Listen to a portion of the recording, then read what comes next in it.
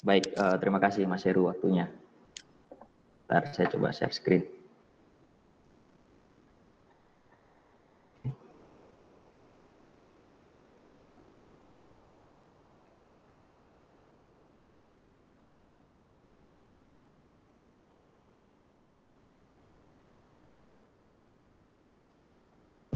Apakah layar saya sudah tertampil, Mas Heru? Ya, sudah Pak. Silakan Baik. Pak. Baik, selamat pagi semuanya. Perkenalkan, nama saya Hanung. Saya dari Head of Product PT Cybertrend Indrabuana. Nah, dalam menyambut diresmikannya region Jakarta sebagai region baru dari Google Cloud, kami dari Cybertrend mencoba bercerita mengenai bagaimana kita bertransisi secara data driven dengan secara cepat dan secara efisien. Kita semua memahami dari beberapa tahun yang lalu kita selalu berbicara masalah data di dalam digital transformasi. Sempat juga diceritakan oleh Pak Asrian tadi tentang bagaimana perusahaan memanfaatkan data. Ternyata tidak sedikit juga yang mereka itu hanya mentransformasikan data tanpa mengolahnya menjadi insightful yang bisa bermanfaat bagi bisnis. Nah, namun memang betul sekarang itu the most valuable asset itu adalah data. Ini adalah kuncinya. Challenge selanjutnya tinggal bagaimana kita memproses semua data itu untuk menjadi beberapa insight atau insight yang berguna bagi bisnis. Nah, kita coba berbicara di area retail. Untuk tahu customer behavior itu sebetulnya bukan hal yang mudah. Berubahnya sangat dinamis sekali. Dan kalau kita bisa capture dengan baik, kita bisa menentukan bisnis shifting strategi yang tepat untuk setiap segmen market yang ada. Nah, ditambah dengan era krisis seperti ini, sebuah industri memang harus lebih taktis dalam berstrategi. Dengan begitu banyaknya data yang mereka punya, seperti data point of sales misalnya, customer behavior, shopping journey, dan ditambah lagi dengan data demand supply di area produksi, retail bisa selangkah lebih maju untuk bisa survive dalam kondisi era krisis seperti ini. Nah, di sini saya coba sharing mengenai pengalaman kami. Kami adalah PT Cybertrend itu, kami bergerak di consulting di area data analitik. Nah, ini salah satu pengalaman kami, kita coba sharing. Jadi ceritanya seperti ini. Kita berbicara mengenai PT XYZ. Oke, ini inisial. XYZ itu merupakan perusahaan leading company di area consumer good. Saat ini mereka mempunyai lebih dari 2000 SKU produk yang tersebar di dalam mungkin lebih dari ribuan toko yang ada di seluruh Indonesia. Nah, CEO dari PT XYZ ini namanya Pak Kusuma. Dia menyadari bahwa data analitik dalam digital transformasi itu merupakan kunci di era kompetisi ini. Strateginya adalah, dia punya strategi Pak Kusuma itu, dia akan melakukan sharpening strategi, tapi di area B2C, di area di supply chain itu di paling ujung. Nah, setiap region, mereka punya pembagian region secara bisnis, setiap region itu harus paham betul mengenai customer behavior-nya. Mereka juga harus bisa melakukan forecasting terhadap performance-nya, sales forecasting. Dan yang paling penting adalah para business user di region itu harus tahu market share proporsinya dibandingkan kompetitor. Oke, nah kenapa seperti itu? Berangkat dari level region, Pak Joko bisa membuat shifting strategi yang paling efektif yang bisa dilakukan spesifik di setiap regionnya. Itu harapan dari Pak Joko. Nah, PT XYZ itu juga mengajak diskusi Pak Bima sebagai CTO. Pak Bima sebagai CTO itu berbicara dari sisi teknologi. Untuk menjawab challenge dari CEO, salah satu cara untuk menjawab challenge tersebut adalah dia mau tidak mau harus melakukan processing data point of sales atau data penjualan B2C secara near real time. Nah, saat ini XYZ belum berani real time, dia minimal near real time dulu. Nah, Namun Pak Bima juga harus menengok ke belakang secara capability, infrastruktur, dan tim yang ada di PT XYZ. Banyak sekali brand teknologi yang mereka gunakan saat ini. Datanya sangat besar sekali dan serta variasi dari tipe data yang mereka handle saat ini. Jadi dia berpikir ulang, apakah solusi ini bisa diimplementasikan untuk PT XYZ. Belum lagi ditambah, ketika nanti data POS masuk, itu volumenya sudah sangat besar sekali. Bayangkan data seluruh Indonesia, data penjualan akan kita integrasikan ke dalam sebuah platform.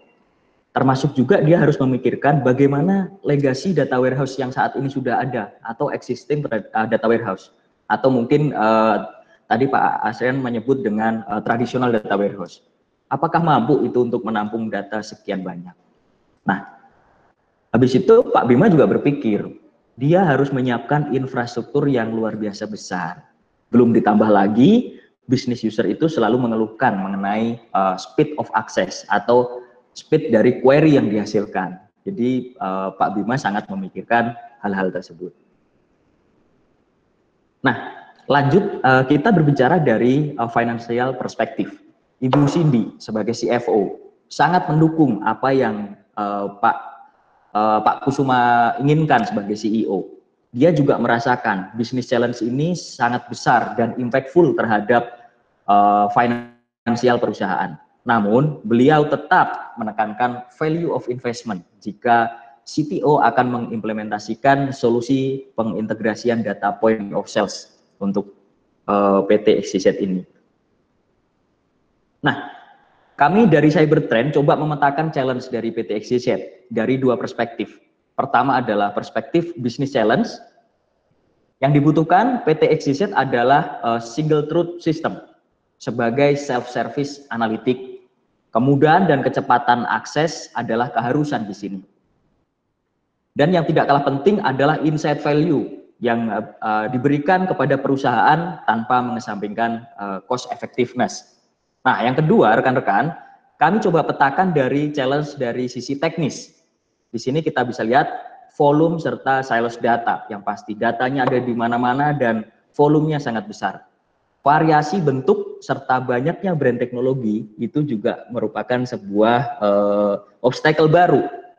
Ditambah lagi, knowledge dan manpower yang dimiliki Pak Bima selaku CTO itu sangat lumayan terbatas. Jadi untuk mengimplementasikan solusi ini, dia juga mempunyai keterbatasan mengenai resource yang ada. Nah, ini kita berlanjut. Kami dari Cybertrend melihat banyak perspektif di sini. Kami mencoba melakukan brainstorming terhadap PT XYZ untuk menanggapi challenge ini. Bahwa di sini yang terpenting adalah key value-nya adalah analytics. Kita tidak lagi harus concern mengenai infrastruktur. Nah, ini adalah hal yang diperlukan Pak Joko dalam bertahan di era krisis. Solusi yang kita implementasikan memang harus bersifat serverless. Otomatis kita harus mengadopsi teknologi cloud di sini. Yang pasti juga auto scaling karena besarnya data yang nanti akan kita terima, dan data ini menurut saya unpredictable karena besarnya data tiap point of sales dan tiap region itu pasti bervariasi. Serta yang paling penting adalah fully manageable. Ya, fully manageable dari sisi operationnya, dan yang paling penting juga adalah secure. Nah, kami dari Cybertrend coba menilai dari sisi teknologi. Banyak sekali brand ternama untuk analitik dan big data. Ini mungkin beberapa teman-teman juga sudah paham dan tahu brandnya apa. Kita tahu semua mempunyai kelebihan dan kekurangannya masing-masing. Seperti ketika kita berbicara Hadoop, Spark, Hive, Impala, itu memang teknologi yang saat ini powerful untuk parallel processing. Tapi memang data yang besar sih memang itu bukan menjadi masalah untuk mereka. Namun infrastruktur yang harus kita investasikan untuk merunning teknologi itu juga bukan sesuatu yang kecil menurut saya. Nah, kita juga harus melihat ke depan. Ke depan itu sudah ada era AI dan machine learning yang sebenarnya teknologi ini sudah ada dan itu sebenarnya sangat membantu kita.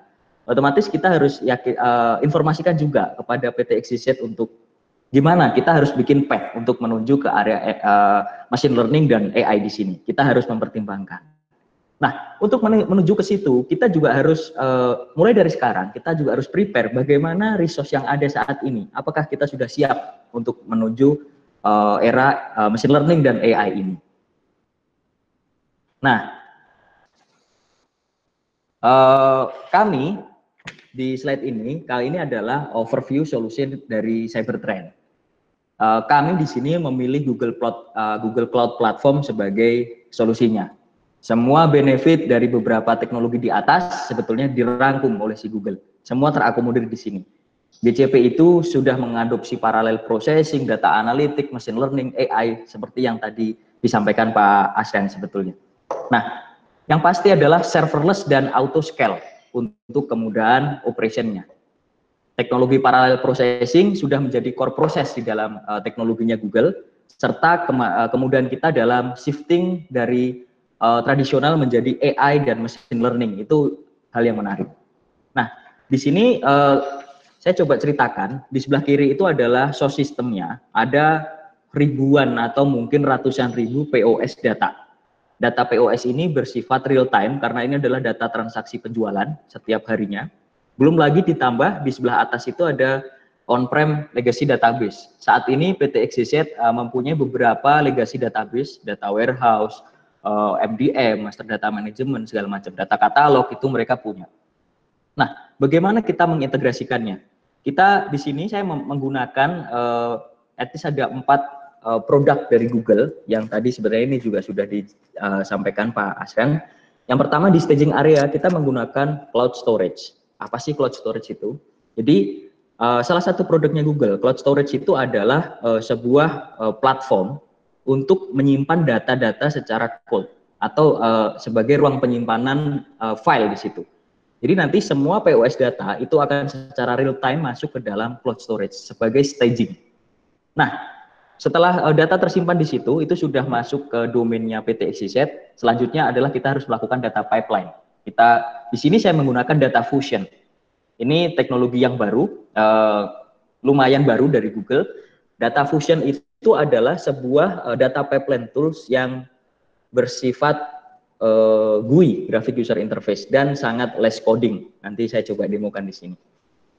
Nah, data pipeline dari data fusion itu akan melakukan integrasi data dari cloud storage dan di joining atau di filter dan di cleansing dengan on-prem legacy database. Jadi kita akan melakukan transformasi multiple brand di sini, baik dari bentuk file text file ataupun CSV, dan kita juga coba joining dengan on-prem legacy database. Jadi yang di cloud storage sudah di cloud, sedangkan yang lain masih di on-prem dari PT XYZ. Nah, setelah dari data fusion, data pipeline, kita akan ingest datanya masuk ke BigQuery. BigQuery ini adalah enterprise data warehouse atau data warehouse yang menurut saya sangat powerful dari Google karena di sini auto scale. Di sini kita sudah tidak lagi memikirkan mengenai infrastruktur. Kita sudah tidak lagi memikirkan performance. Semuanya itu sudah selesai dihandle oleh Google.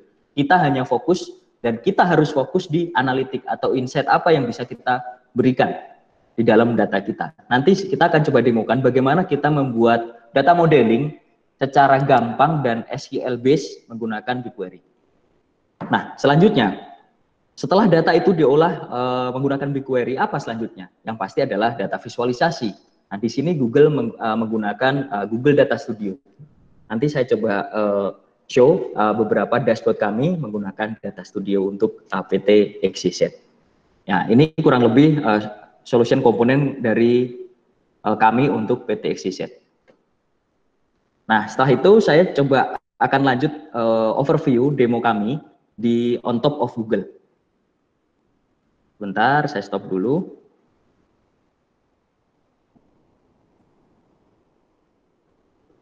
Oke. Saya share screen lagi.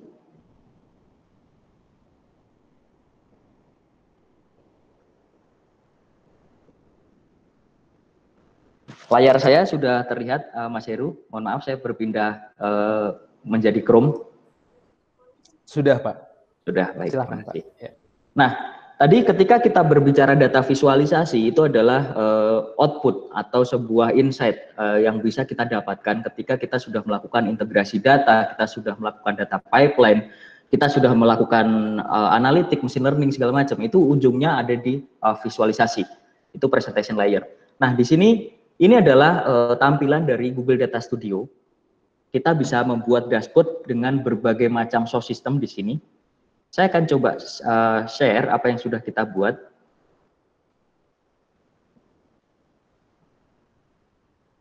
Oke, nah di sini, oke, sebelum ini saya pindah dulu ke V1.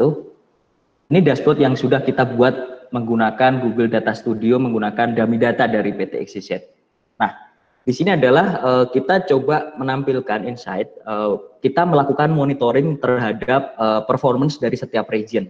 Di situ kita bisa lihat revenue, quantity, dan transaction yang sudah ada. Kita bisa melakukan filter berdasarkan region yang kita punya, dan ini semua tadi kalau nggak salah saya sempat ada yang pertanyaan apakah Google bisa melakukan processing data real time. Nah, ini real time. Jadi dashboard ini dari belakang sampai ke depan, dari data ingestion sampai ke visualisasi itu bisa dilakukan secara real time ataupun near real time. Nah, di sini kita bisa melakukan slash and dice, self-service analytic yang bisa dimanfaatkan oleh CEO Bapak Kusuma untuk melakukan shifting strategi. Oke, di sini termasuk juga kita bisa memberikan informasi bagaimana sih performance dari produk lainnya PT XYZ. Ini ada beberapa kategori produk, jadi bisa dilihat bahwa di dalam sebuah region itu food and beverage itu mempunyai komposisi besar terhadap performance penjualan. Otomatis untuk region itu shifting strateginya akan berbeda dengan region yang lain. Nanti kurang lebih seperti itu. Itu untuk dashboard pertama. Nah, kita coba berpindah ke dashboard yang kedua. Ini mungkin yang tadi sempat juga ada yang nanya, saya baca di chat. Itu gini, di Google kita bisa melakukan modeling, data modeling atau forecasting, prediksi. Nah, ini juga penting. Nah, kita bisa lihat di sini, kita mempunyai data, ini saya tampilkan dari 1 tahun yang lalu saja. Kita bisa memprediksi bagaimana sales performance, bagaimana prediksi pencapaian penjualan untuk tahun depan. Nah, ini ceritanya kita belum masuk ke tahun 2019 misalkan. Ini saya pakai data dummy. Di yang berwarna hitam, berwarna abu-abu ini adalah actual revenue di setiap bulannya. Nah, pertanyaannya misalkan kita ada di posisi saat ini ada di Februari 2019. Bagaimana kita bisa memprediksi revenue ataupun sales performance dari bulan Maret sampai akhir tahun. Nah, di sini kita bisa melakukan forecasting. Kita bisa memvisualisasikan forecasting di sini. Itu. Ini dari sisi dashboard. Nah, pasti teman-teman semua pasti akan bertanya, gimana sih cara bikin forecasting di Google? Bagaimana kita bisa melakukan data modeling atau machine learning di Google? Nah, sebelum ke dashboard, sebetulnya data itu akan kita olah menggunakan enterprise data warehouse dari Google, yaitu adalah BigQuery. Nah, seperti apa BigQuery? Kurang lebih seperti ini. Ini adalah tampilan dari BigQuery. Mungkin beberapa teman-teman sudah ada yang familiar. Di sini adalah beberapa dataset yang kita punya untuk PT XYZ. Kita coba lihat, ini adalah, sebelum lupa, Google BigQuery itu adalah SQL base. Jadi teman-teman tidak usah khawatir yang backgroundnya misalkan mempunyai experience di SQL, BigQuery itu codingnya adalah SQL base. Jadi teman-teman kalau bisa SQL, silahkan langsung menggunakan BigQuery. Kita coba lihat. Mas Hanung, mohon maaf, sebagai informasi untuk waktunya mungkin tinggal 5 menit ya. Oh, baik, terima kasih. Diingatkan saja, terima kasih. Baik. Oke, saya coba akan select. Ini ada beberapa table kita. Oke, sorry, kita untuk BigQuery kita harus menyebut datasetnya itu lengkap.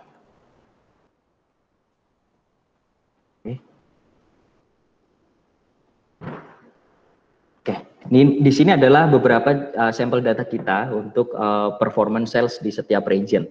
Oke, pertanyaannya bagaimana kita bisa melakukan forecasting dari data ini? Nah, di Google Data Studio, di Google BigQuery, gampang banget kita melakukan forecasting. Kita bisa membuat model, ini saya copy paste scriptnya. Kalian dilihat di sini. Nah, di baris yang kedua ini, teman-teman bisa lihat, kita bisa membuat sebuah model yang kita kasih nama apapun, dengan kita cukup satu baris menuliskan sintak, kita menggunakan model apa di sini. Google sudah menyiapkan modelingnya semua. Tinggal kita gunakan dan kita fine tuning sesuai kebutuhan. Di sini saya coba menggunakan model type-nya linear regresi di sini dengan input label kolomnya adalah sales. Jadi saya akan memprediksi sales atau sales forecasting di bulan dan tahun berikutnya. Nah, dari model ini nanti kita bisa tentukan berapa banyak data trainingnya. Berapa lama data trainingnya, semakin besar semakin bagus. Oke, nah saya coba skip lagi. Dan bagaimana cara kita memanggil modeling itu?